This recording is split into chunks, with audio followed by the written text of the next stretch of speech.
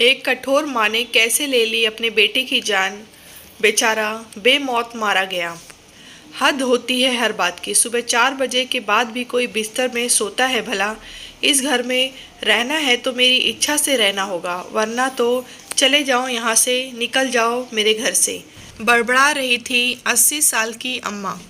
सुबह सुबह उठकर बड़बड़ करना उनकी रोज की आदत है। हमारे घर में नहीं बनती यह दाल वाली रोटी, हमारे घर में यह नहीं चलता, हमारे घर में वह नहीं किया जाता। सुबह 4 बजे उठ जाती है अम्मा। पूजा पाठ, हवन मंत्र, सबके खाने में रोक टोक, सोने जागने पर रोक टोक, सबके जीने के स्तर पर रोक टोक। पड़ोस में रहती हूँ न मैं, और मेरी खिड़की उनके आंगन में खुलती है, इसीलिए न चाहते हुए भी सारी की सारी बातें मेरे कान में पड़ती रहती हैं। अम्मा की बड़ी बेटी अक्सर आती है और महीना भर रह जाती है। घूमती है अम्मा के पीछे पीछे, उनका अनुसरण करती हुई। आंगन में बेटी की आवाज़ गूंजी, अम्मा पानी उबल गया है, अब पत्ती और चीनी डाल दूं? नहीं, थोड़ा सा और उबलने दें। अम्मा अखबार पढ़ती हुई बोली। मुझे हंसी आ गई थी कि 60 साल की बेटी माँ से चाय बनाना सीख रही थी। अम्मा चाहती हैं कि सभी पूरी उम्र उनके सामने बड़े ही ना हो।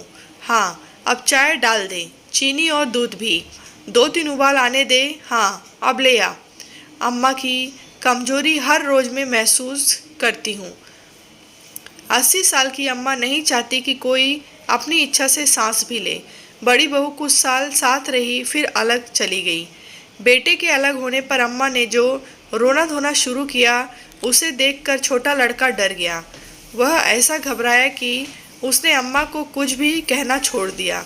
दुकान के भी एक एक काम में अम्मा का पूरा दखल था। नौकर कितनी तनख्वाह लेता है, इसका पता भी छोटे लड़के को नहीं था। अम्मा ही तनख्वाह बांटती। छोटे बेटे का परिवार था। बड़ी समझदार थी उसकी पत्नी। जब आई थी अच्छे खाते पीते घर की लड़की थी, लेकिन अब 18 साल में एकदम हुड़गवार बनकर रह गई है। अम्मा बेटी के साथ बैठकर चुहल करती तो मेरा मन उबने लगता। गुस्सा आता मुझे कि कैसी औरत है ये। कभी उनके घर जाकर देखो तो रसोई में वही टीन के डब्बे लगे हैं जिन पर तेल और धुएं की मोटी परत चढ़ चुकी है। बहू की क्या मजाल जो नए सुंदर डब्बे लाकर रसोई में सजा ले और उनमें दालें मसाले डाल दें। अम्मा की और फुहड़ता का लेवल बहू के माथे पर। बड़ी बेटी तो दिन रात माँ का अहम संतुष्ट करती है, जिसका अपना घर हर सुख सुविधा से भरपूर है, जो माइक्रोवेव में बिना खाना ही गर्म नहीं कर सकती, वह क्या अपनी माँ को समझा नहीं सकती? मगर नहीं, पता नहीं कैसा मोह है इस बेटी का कि माँ का दिल न दुखे, चाहे हजारों दिल दिन रात कुटते रहें। मेरे घर में 3 रोटियां खाने का रिवाज नहीं। अम्मा ने बहू के आते ही घर के नियम उसमें के कान में डाल दिए थे। जब अम्मा ने देखा कि बहू ने चौथी रोटी पर भी हाथ डाल दिया तो बच्चों को नपातुला भोजन परोसने वाली अम्मा कहाँ सह लेती कि वह बहू हर रोज एक एक रोटी ज़्यादा खा जाती है। छोटा लड़का माँ को खुश करता करता ही बीमार रहने लगा था। सुबह से शाम तक दुकान पर काम करता और पेट में डलती गिन कर पतली पतली 5 रोटियों तो उसके पूरे दिन का राशन थी। बाजार से कुछ भी खरीद कर इस डर से नहीं खाता कि नौकरों से पता चलने के बाद अम्मा घर में महाभारत मचा देंगी।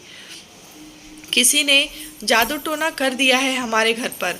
बेटा बीमार पड़ा तो अम्मा यह कहते हुए गंदे बाती वीजियों से मैं ऐसी पड़ी कि अड़ोसी पड़ोसी अब सभी उनको दुश्मन नजर आने लगे, जिनमें सबसे ऊपर मेरा नाम आता था। अम्मा का पूरा दिन हवन मंत्र में बीतता था और जादू टोने पर भी उनका उतना ही विश्वास था। पूरा दिन परिवार का खून जलाने वाली अम्मा को स्वर्ग चाहिए, चाहे जीते जी आसपास नरक बन जाए। छोटा बेटा इलाज के चक्कर में कई बार दिल्ली गया था। सांस अधिक फूलने लगी थी, इसीलिए इन दिनों वह घर पर ही था। एक सुबह वह चल बसा। हम सब भागकर उनके घर जमा हुए तो मेरी सूरत पर नजर पड़ते ही अम्मा ने चीखना चिल्लाना शुरू किया।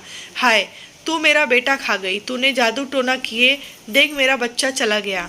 अवाक रह गई मैं। सभी मेरा मुंह देखने लगे। मेरा दर्दनाक मंजर और उस पर मुझ पर ऐसा आरोप। मुझे भला क्या चाहिए था अम्मा से जो मैं जादू टोना करती? अरे बड़की बहू तेरी बड़ी सगी है ना, सारा छोटा न ले जाए इसीलिए उसने तेरे हाथ जादू टोना भेज दिए।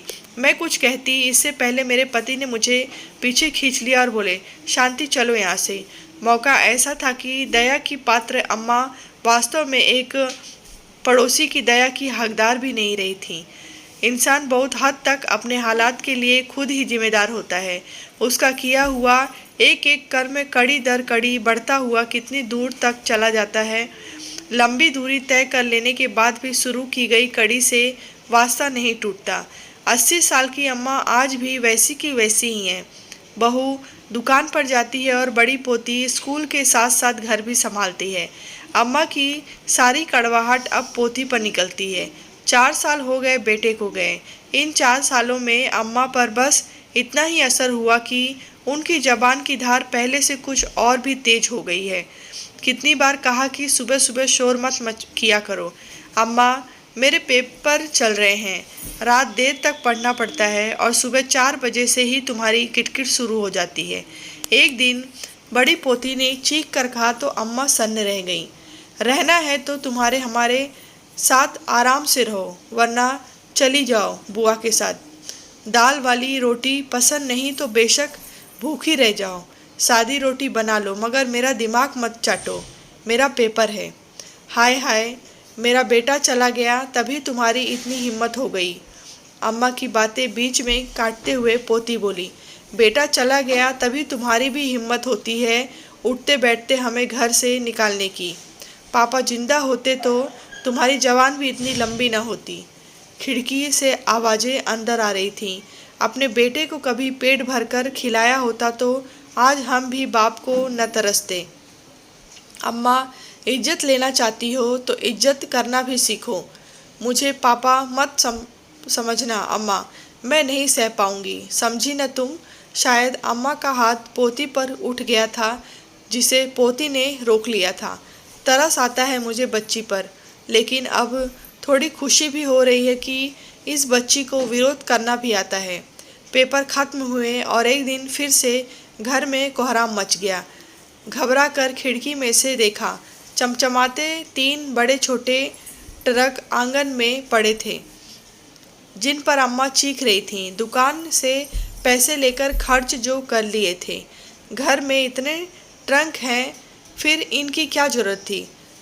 होंगे मगर मेरे पास नहीं है और मुझे अपना सामान रखने के लिए चाहिए।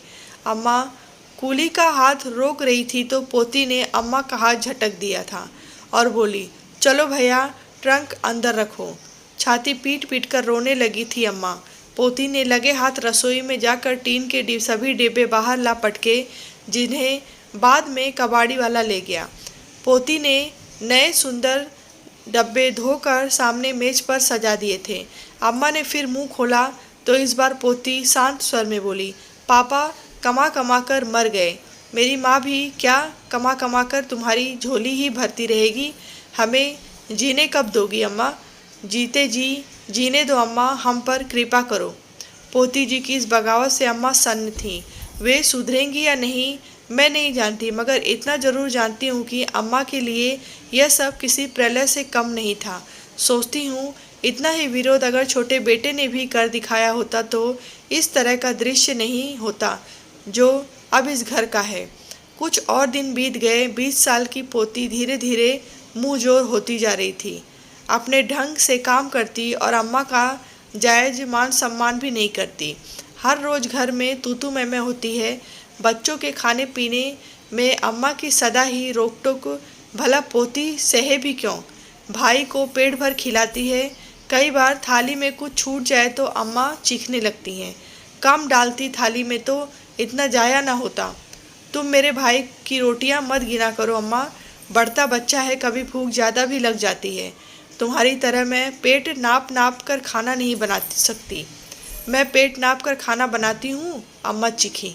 क्या तुम्हें नहीं पता, घर में तुम्ही ने 2 रोटी का नियम बना रखा है और न पेट नाप कर बनाना किसे कहते हैं। तुम्हारी वजह से मेरा बाप मर गया, सांस भी नहीं लेने देती थी।